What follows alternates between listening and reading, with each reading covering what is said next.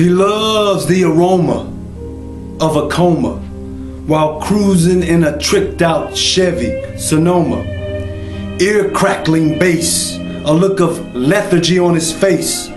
Music so loud and vulgar it causes mental erase. His coma induced by music with no use, that's better served as refuse. His soul is battling self and trying hard to shed, but soul is losing the war, 'cause he'd rather be dead.